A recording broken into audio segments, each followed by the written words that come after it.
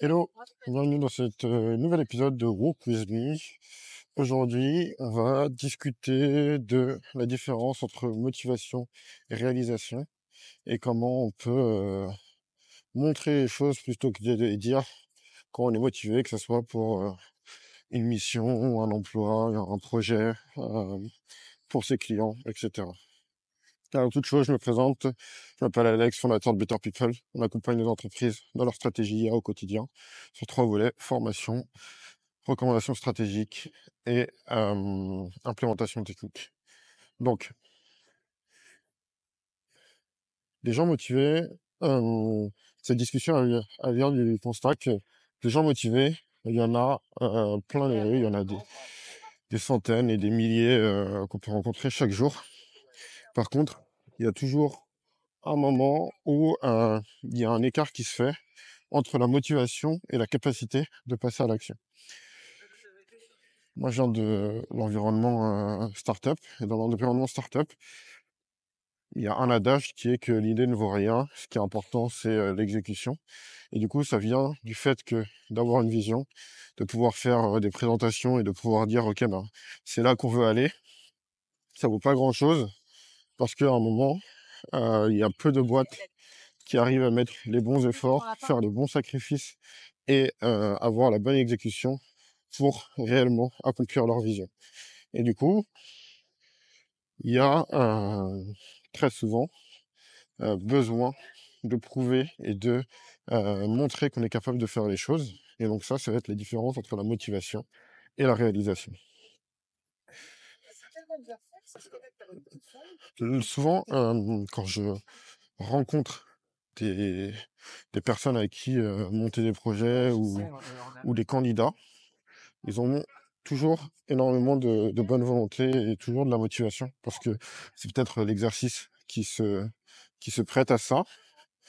Et ce qu'il faut essayer de regarder, c'est qui est capable de passer à l'action, qui serait capable de faire la tâche, même s'il n'était pas payé pour, qui serait capable de faire la tâche et de prendre des risques de faire la tâche, même si il n'aura pas son récompense à la fin, donc son salaire, le paiement de sa prestation. Et en fait, ces personnes-là sont les personnes qui vont être force de proposition en cas de difficulté, qui vont trouver des solutions et surtout qui seront capables de faire tous les éléments basiques pour exécuter la stratégie qui souvent pêche chez beaucoup de gens. C'est-à-dire que, par exemple, euh, c'est bien de vouloir devenir le meilleur commercial du monde. En fait, si vous voulez devenir le meilleur commercial du monde, il y a un sacrifice, il y a un coût à ça. Le coût à ça, c'est potentiellement de faire 150 appels par jour. Ça va être potentiellement de commencer la journée à 7h30 du matin, se dire j'arrête pas ma journée tant que j'ai pas fait mes 150 appels et je vais pas manger le midi tant que j'ai pas fait mes 75 appels ou que j'ai pas fait mes 2 rendez-vous, mes deux entretiens de plus de 30 minutes. Et en fait, ça c'est un sujet qui est très récurrent qui montre ceux qui sont réellement motivés et qui vont avoir un potentiel de pouvoir aller loin dans leur métier ou dans leur spécialité par rapport à ceux qui sont, je dirais, un peu vulgairement faussement motivés. C'est leur capacité à faire les basiques et à les enchaîner sur des longues périodes de temps. Et donc, si par exemple, vous, vous voulez devenir le meilleur commercial, il faut déjà se mettre un objectif de moyens, une obligation de moyens, et après, les résultats suivront ou suivront pas, mais ils seront toujours dépendants des moyens. Même si vous avez une facilité, même si vous avez une aisance naturelle, une tchatch naturelle, la personne qui vient, par exemple, en entretien et qui dit, OK, ben, j'aimerais pouvoir faire de la vente pour vous, en tant que prestat, par exemple. Je fais pas mal d'entretiens avec des prestats côté commercial. Il y a ceux qui disent, OK, on va pouvoir faire ça, c'est hyper intéressant, on va faire ça, etc. Il va y avoir ceux qui disent, OK, ben, je suis prêt à travailler pendant une semaine. Si vous êtes satisfait, vous me payez. Si vous n'êtes pas satisfait, vous ne me payez pas. Et donc là, déjà avoir un gap entre motivation et réalisation.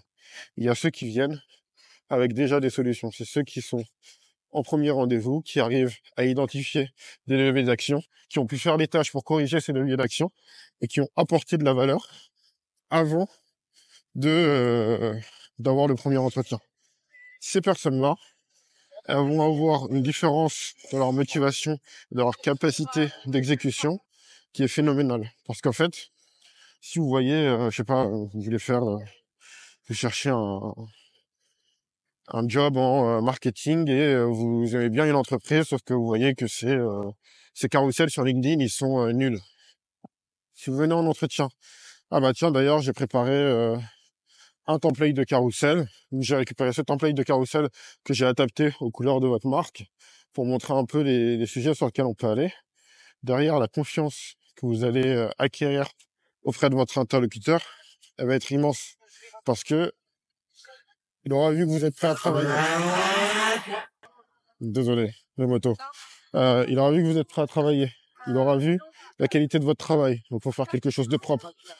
Il aura vu votre proactivité et votre autonomie directement en même pas 5 minutes de présentation d'entretien.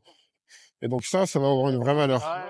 Et si vous n'êtes pas encore dans cette dynamique et vous vous demandez comment passer dans cette dynamique, l'objectif, c'est de prendre tous les trucs de base que tout le monde sait et que tout le monde donne comme conseil et de juste les appliquer de manière proactive pour les gens.